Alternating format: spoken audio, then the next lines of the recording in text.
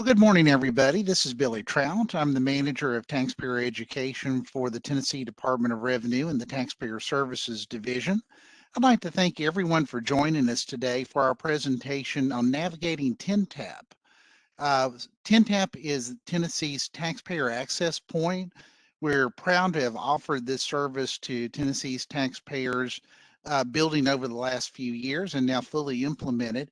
And we want to take this opportunity to present this information to you today to ensure that you know exactly how this system can help you as you navigate your way through your business filings and knowing exactly all the tools that are at your disposal.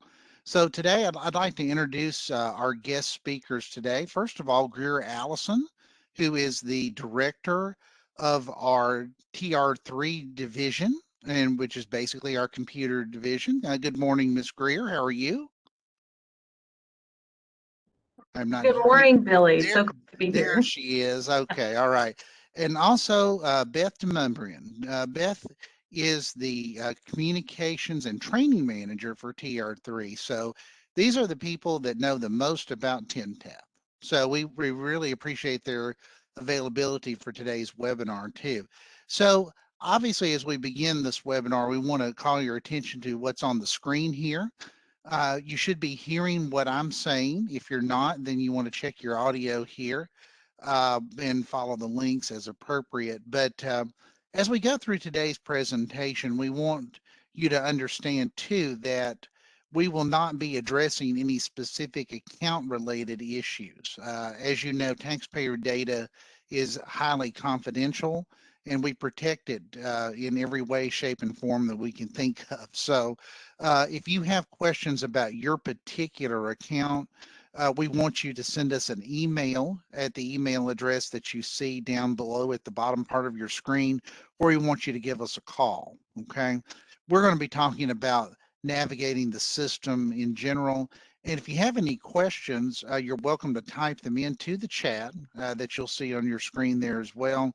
And we'll just go ahead and begin today's presentation. So I'll again ask Beth, I believe you're going to walk us through some information today, if I'm not mistaken. So I'll go ahead and turn my video off, and Greer, you're going to be on as well.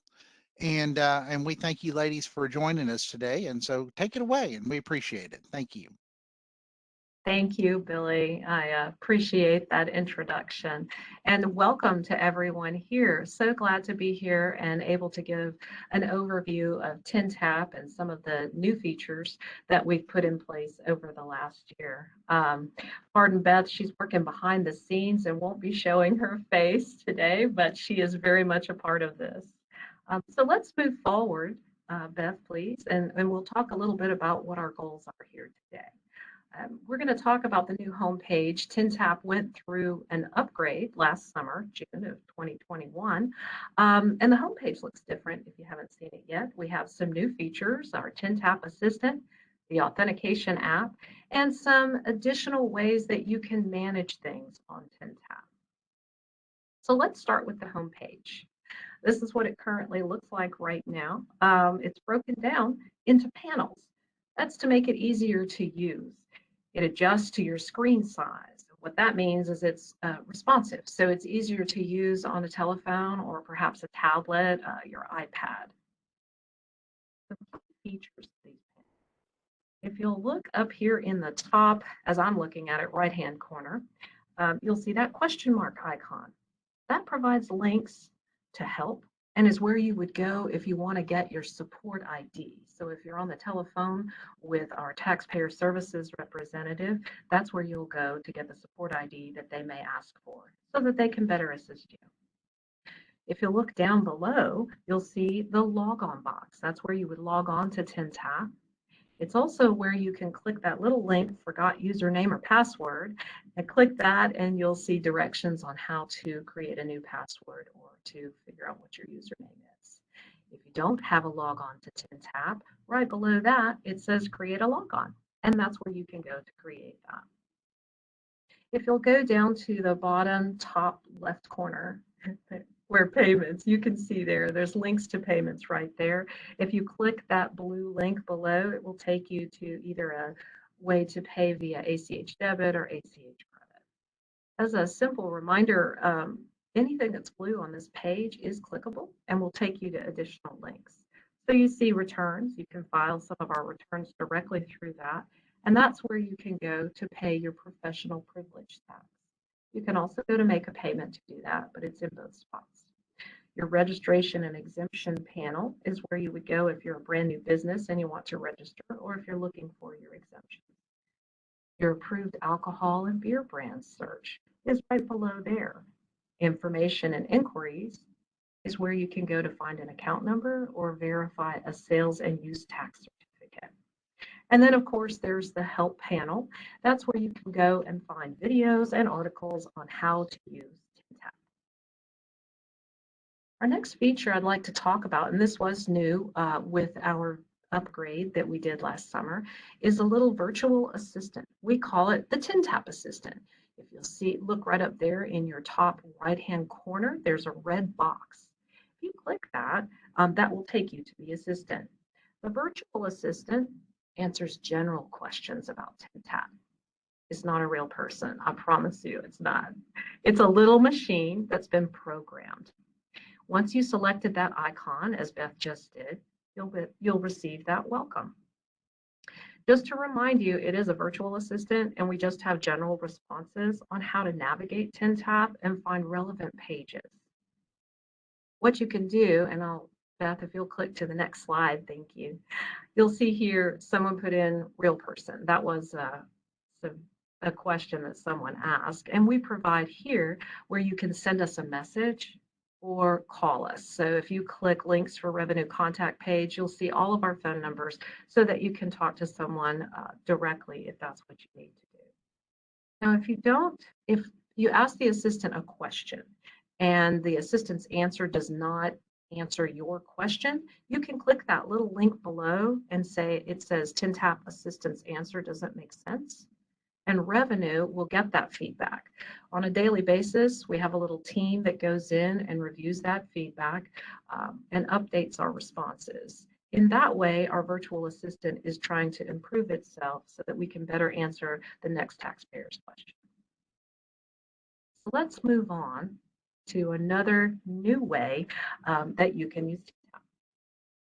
I know y'all are used to the two-step verification. It's required by TNTAP. That helps us keep your accounts secure.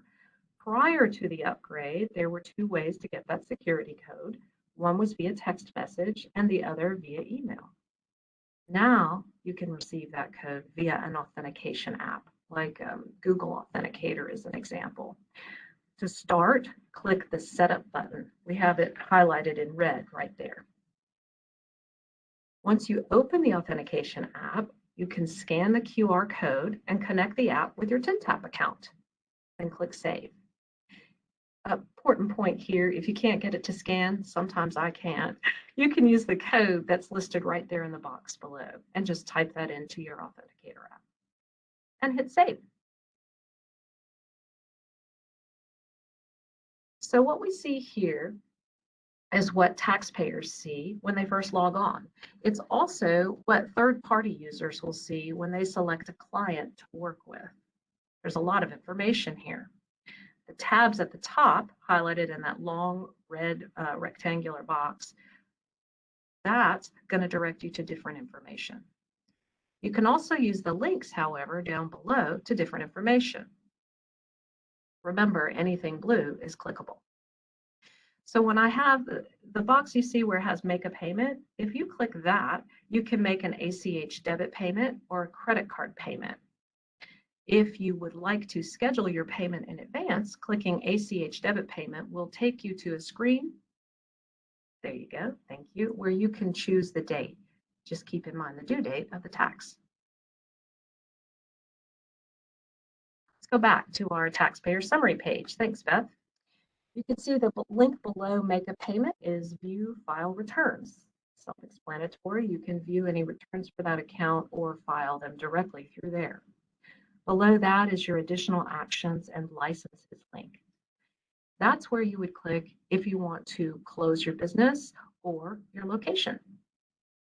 You can also find your business license there at this link if it's been issued to you by the clerk and if the clerk has made it available on TNTAP. So let's move forward by looking at those tabs at the top and going to the one called Action Center. So the Action Center is a list of the tasks that need to be completed. In this example, there are messages to read, balance due, and a return that needs to be filed. All you would need to do, as we have highlighted in red there, is click the blue link and you can see what you need to see. Let's go to the More tab and take a look at some other information.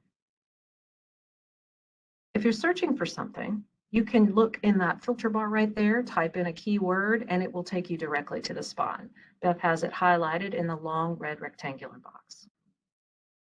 So if you're looking for a certificate, type in certificate, and links with certificate in the name will appear for you. You can also just select the links below. As a reminder, anything blue is clickable. The print certificates and view letters links are very popular. Both of these will take you to the same place because certificates are housed as letters. Here you see a screen where your letters are. I want to talk about a few things. Many of your letters and certificates are available on this first screen. If you have a resale certificate, you should be able to see it here. If you don't, call our Taxpayer Services unit and they will be able to assist. If you'd like to view letters that are older than 12 months, you would go to the Search tab and be able to find them. Something to mention, if you have lots and lots of letters here, you can always hit Archive All, and that will put them in that Archive tab, or you can archive them one at a time. So let's move on to how to manage logons. How do you gain access to an account, and how can you remove access from an account? Let's start with gaining access to an account. Gaining access to an account is under the More tab. You need several things in order to gain that access. You'll need to enter in your information or someone else's. You answer that question. If it belongs to someone else, thanks, Beth, you enter their social security number or their FEIN. You'll need their tax account information. You'll need some verification information. Just as a reminder, we ask for all of this so that we can maintain the security of your business records. A third party can only gain access if the taxpayer themselves allow third-party access. So that's covered gaining access to that account. Let's talk about how to see who has access to your account. So you can manage your logons from your profile area. You get there by clicking Manage My Profile, which is highlighted in red, or you can click the person icon up there at the top, also highlighted in red. So let's see how to view and remove access from someone else who currently has access to your accounts. Click the Manage Third-Party Access link. Thank you. Select Yes to change if people can have access to your account. You can choose what kind of access they should have. So some of the additional options are file returns, make a payment, or view only. It's really your choice. Select a username to see what access they have and cancel access if they no longer are working for you. Here we select the logon AA. You see the logon details here and the accounts to which they have access. Click Manage or Manage Account Access to change their account access. There are three options. Click the third-party link to change the amount of access they have. You can change them from file returns and make payments to just file returns. Click the top Cancel Access to cancel their access to a single account. So if they have access to sales and use, franchise and excise, etc., and you just want to remove for one of those, you would click that. Click the lower Cancel Access to cancel their access to everything. I think I just bookmarked that. So general access is the top and the account access is the bottom.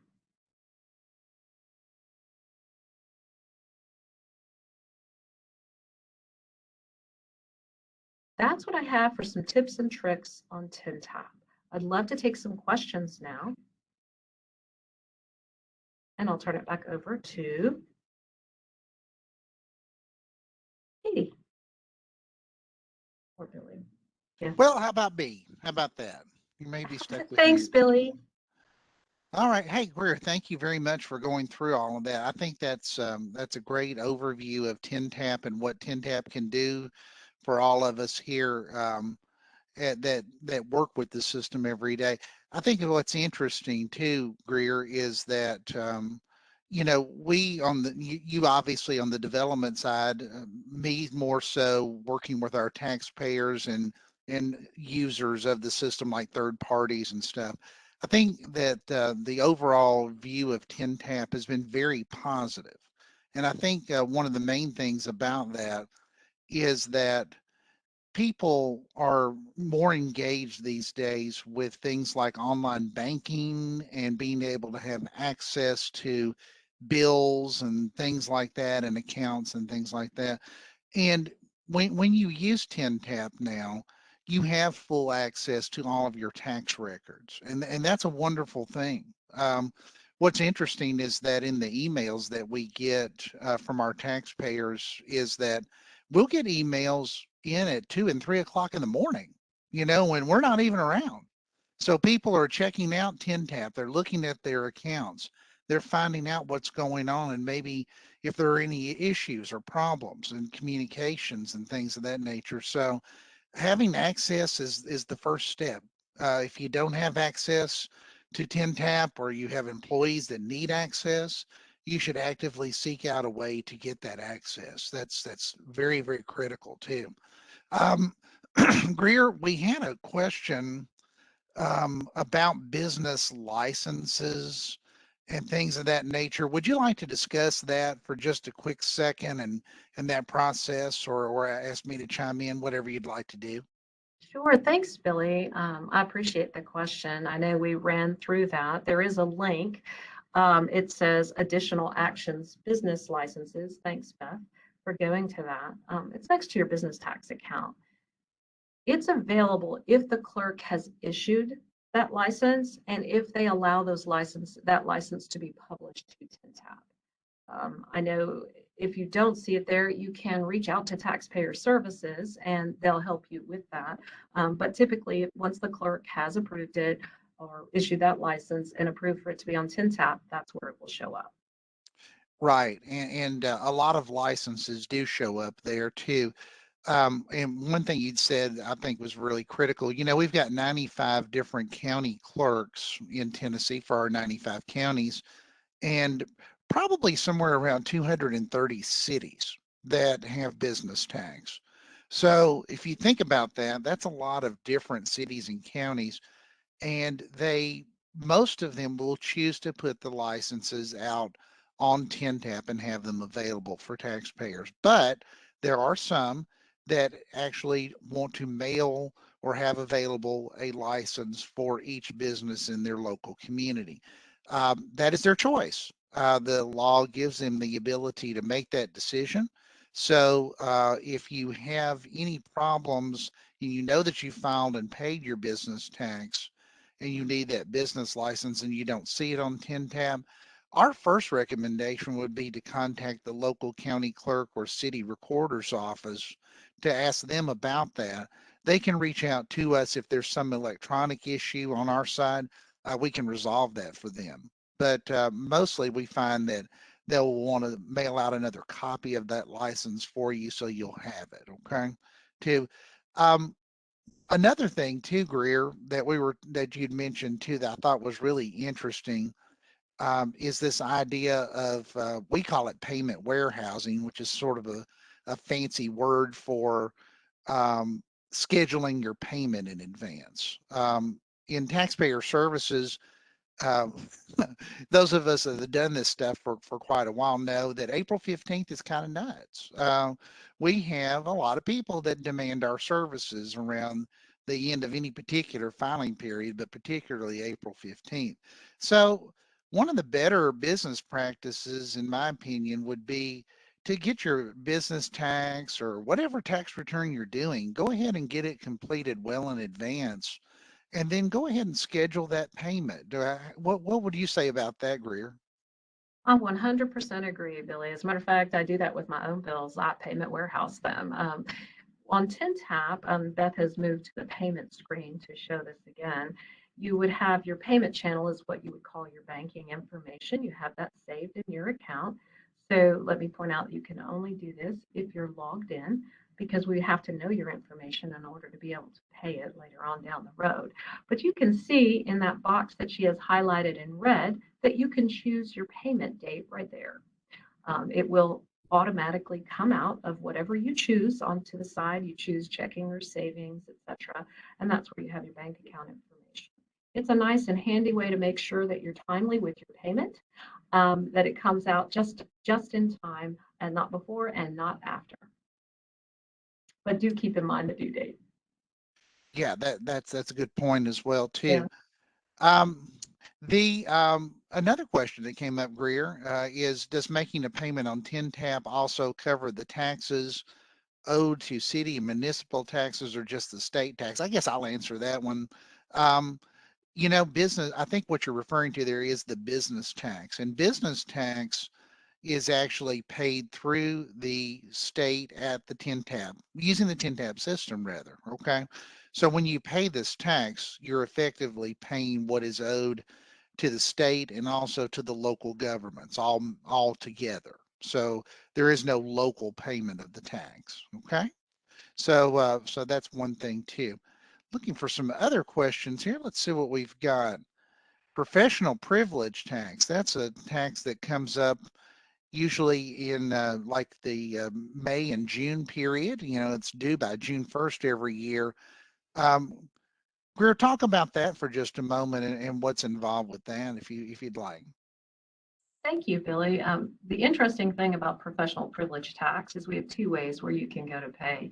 You can simply go to the make a payment link and choose to either pay, thank you, Beth, either pay ACH debit or credit card, or you can go to the return link. And when you go there to view file returns, it'll have a link to the professional privilege tax payment screen. Okay, very good too. Let's talk for just a second about what I call account maintenance. So let's say that you're a business that has a lot of different locations. Typically, these might involve contractors. Contractors do a lot of business in various cities, counties out there, but they may choose to not do business in particular cities and counties for whatever reason in particular years. Um, TNTAP requires that you always keep this information up to date. So, in other words, if you have a location that is not open any longer, we need you to close that location. So would you mind discussing that for just a second and what's involved with that? Certainly, and Beth is going to the screen. So what you would do is you would go to the tax account for which you're trying to close one of the locations. So in this example, you see business tax right there, and I think that might be very applicable to this question. Perhaps you have several locations. You would go to additional actions, and then you would go into that location to close the location itself. You could also close the account through that. Okay, that's great. That's great to know. So essentially, if it's open, for everybody's knowledge here, if the account is open and the location is open, then there's a filing expectation. Okay. Correct. This is maybe a good time to mention something that we see very commonly in taxpayer services, where taxpayers will receive assessment notices from us saying, hey, we didn't get your tax return for such and such month or such and such year. And because of that, we're charging you hundreds of dollars of tax and penalty and interest. Well, the idea on this is not that you would pay hundreds of dollars of tax penalty and interest, but it's an idea that you would actually go in and file the required tax return to remit the exact amount of tax due plus any late charges that might be applicable to that tax. So if you get notices like that, or you're out on TNTAP and you see things that are kind of strange or whatever, it's way better to address them up front. So if you see something that looks out of balance or something you don't understand, we want you to call us or send us an email and let us interact with you to resolve the problem, particularly not letting the problem sort of steamroll. In other words, having 3, 4, 5 months of assessment notices on sales tax is not a good thing. We want to help you resolve it, and we'd rather do that up front with you. And if there's, if we have a misunderstanding about your situation, we can talk about it and we'll fix it for you. Okay. So that's pretty critical too. Um, One of our folks on the webinar here says wants to know if we're going to give this presentation as a video after. Oh, absolutely. On our webinar website at tn.gov/revenue, when you go there, you'll see a listing of our webinars under taxpayer education, and this webinar will be placed there. The recording of it, as well as the slides that you see here that have been displayed today. So that'll be out there. We'll either have it out there later today or we'll have it out there tomorrow. Okay. Looking for any other questions here. Trying to see if any of our team has popped up any new ones. Take a look here just a moment. Yeah, the credit question. I think someone has asked again here too. Credits, we don't have the ability on TNTAP for you to move your own credit from one period to another. But if you just reach out to us by phone or by email, we'll take care of that for you. We'll move that credit too. One thing that's very cool on TNTAP is that if you've made overpayments and you'd like to request a refund, you can do that on TNTAP. Greer, would you like to talk about the refund process on that? The refund process, and I don't know that we have a screen for that, do we, Beth? Or can you go to that screen for me?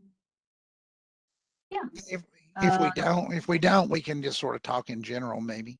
so there's a little make or request a refund. Thanks for the verbiage there, Beth. Request a refund link, and it really is that simple. You will be asked for some information in order to show why you would request that refund, and then it goes through its process behind the scenes. Sometimes they need to go through a variety of folks, and then once that is approved, you'll see it on your TNTAP account. It's under additional actions. Under additional actions, yes. So you can do that as well too. Mm-hmm. Another question was about fuel excise tax returns on TNTAP. Can you do those on TNTAP, or are they used with EDIs? I believe they are on TNTAP, if I'm not mistaken. Is that correct? They are on TNTAP. We don't use EDI anymore.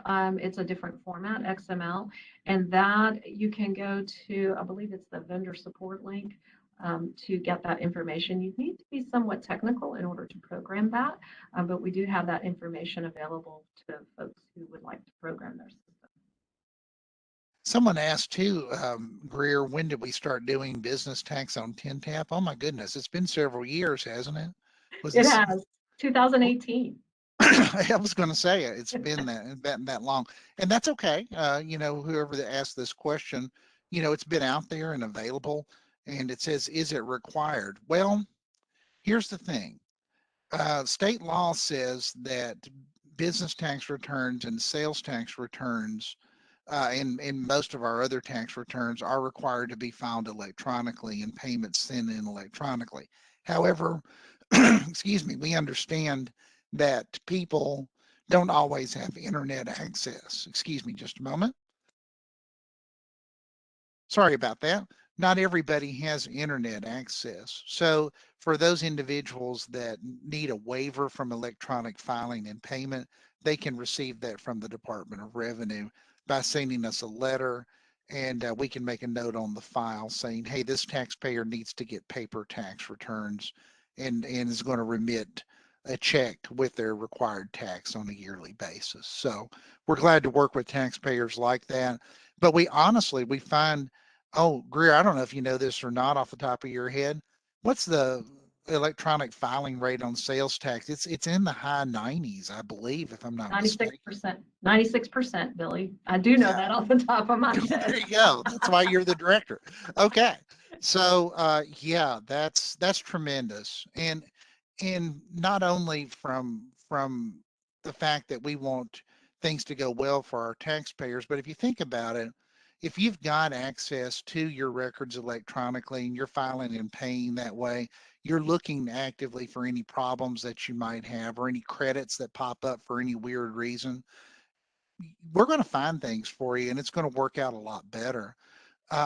Honestly, filing and paying electronically allows us to streamline our processes at the Department of Revenue too. We are very cognizant of the fact that we need to safely regard our taxpayer resources. We're given a budget. We want to make sure that we have proper staffing for customer service or for processing or for, any of our other divisions. But when we can eliminate costs, then we can move resources to where they're needed the most. And we've done that over the past several years, and we'll continue to do that because we feel very strongly we should be doing what taxpayers expect us to do in the state of Tennessee. So, with that, I'm not sure that we have any other questions unless anyone has come up with one here recently. I see it. Um, Oh, sorry, Billy, go ahead. no, please go ahead, Greer. Well, I see a couple of things that I think are really related to third parties. And I know we just briefly touched on Okay. third parties. That would include bookkeepers and CPAs, et cetera. One question I see, is there one place to view all letters when you have access to multiple entities? I think that's a really good question. The easiest way that I find is to go to manage my profile, go to your letters, and I don't think we have a screenshot of that. And that's where you can use those links to hit archive all or look at them one at a time. When you go up to manage my profile and you look at your letters and you're a third party, you'll see the letters for every single account and you'll see the customer name. So you can filter or go to the ones that you need to manage first. That's the easiest way, I think, to see the multiple letters. I think another question we have is how to set up your clients on TNTAP. Hmm. Something really important to mention here is that clients are meant to have their own log on to TNTAP and allow their third parties to gain access to it. Anytime you use your password on TNTAP when you're filing a return or making a payment, your password is acting like your signature. So if you want to set up your client, I would set that up for them and then allow them to change their password so they can manage your log on as a third party. That's really for security purposes and to help a client or a taxpayer maintain access to their accounts. Those are the ones I see, Billy. Yeah, here's one for you that came up, Greer, about Okay. changing a mailing address. I believe taxpayers can change their own mailing address on TNTAP, if I'm not mistaken. Yes, they can. They go into manage, is it manage my, pardon me? Settings, go into your settings link. I have Beth over here talking. I don't know if y'all can hear her, but she's talking in my ear. Hello, hello, So Beth. I keep looking over and going, what is that? If you go to settings, you can go in and change your mailing address. Yeah, that and by the way, please change your mailing address. Please do. Please do. Our crystal ball is broken at the Department of Revenue, and we don't know if you move. So it would be super good if you could let us know if you've moved. That, and by the way, also for your actual location addresses and that, if you have to adjust those in some way on TNTAP, you're welcome to do that. But if you need to reach out to us to help you with that through the registration process or kind of hold your hand through that, we'll be glad to do it. But it is super critical that we have your correct location address exactly right on file. Because if you think about this, guys, when you're filing and paying your taxes, we're collecting it at the Department of Revenue, but a major portion of what we collect goes back to local governments. If we don't have your correct address on file, the wrong city, county will get the funds, and that's not correct. The funds should be going to wherever the business is located. So that is super duper important to do. Okay. Um, Finally, just I noticed here in the chat here too, some people having questions about sales tax. We have recorded webinars that we've already done about preparation of sales tax. So we want you to go out there and look at our recordings on that. We walk through the different processes and what you need to be clicking on and understanding too. So we want you to go out and reach out and read or see those resources for sales tax. If you still have questions, just call or email us. And we have our email address up right here, revenue.support@tn.gov. And you see our call center number as well when we're available Monday through Friday from 8 to 4:30 Central Time. And of course, not on holidays. We do have an occasional holiday out there. So we certainly are available at any other Monday through Friday for you. So with that, I want to thank Greer. Thank you very much for your help today. Beth, your help as well. Katie has been our back scenes person. Dan in our taxpayer services office as our assistant director as well. And don't forget to check us out on social media, Facebook and Instagram and Twitter, and we'll keep you informed at all the time. So with that, we wish you a great day and hope you have a good rest of the week as well. Thank you very much. Thanks, Billy. Thanks, everyone. Thanks.